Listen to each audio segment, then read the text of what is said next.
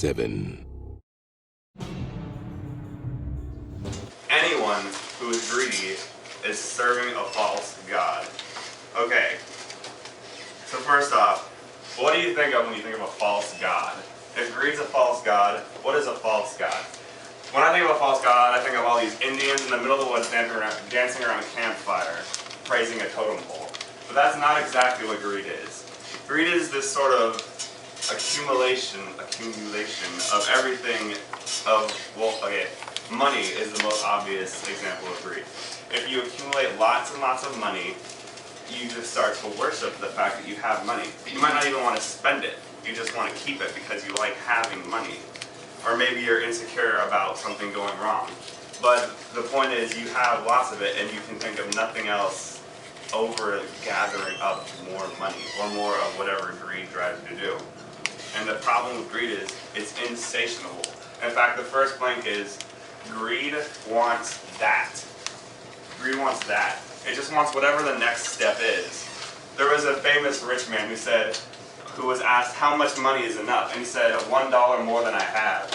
He wanted just one more of everything that he could possibly get because that's not enough. There's never enough. I think when you first become a Christian, like the day you become a Christian, like the minute even, God asks you and every single other person who becomes a Christian one simple question, and that is, will you do anything for me? And we always say no, because we're scared. We don't know what that means. We can't just say, God, that's we think that's too much. It's like, God, that's too much for us to handle right now. We just started this. And to be honest, that might be an okay answer at the time. I mean, it's not the best answer, but it's reasonable. I mean, that's a scary thing to just say, here, take everything right now. So we say no. And so that would be like way up here. That's a big question. So God lowers the bar a little bit. So the next day he asks you, hey, I want you to do this big thing for me. I want you to talk to 1,000 people about me. You say, no, that's too much. So he lowers it again. And then he says, okay, there's your friend over there. She's crying. Her parents just got a divorce. She thinks it's your fault or her fault. Talk to her about it. Say, no, I can't do that. It's scary. You take it down a step. Then he says, hey, there's this kid sitting by himself at lunch. Why don't you go hang out with him for a couple minutes? He doesn't have any friends right now. Say, no, that's too much for me. And he brings it down a step.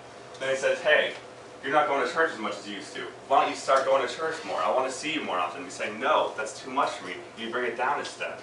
Then you say, hey, he says, why haven't you been reading your Bible as much? I don't get a chance to talk to you about anything. And you say, because it's too much for me. And you take it down a step. Then eventually he gets to the point where he's like, I just want to talk to you. I just want to just acknowledge my existence. And if you're so greedy, you actually say no, you get to the bottom level, he says, fine, I'll just wait.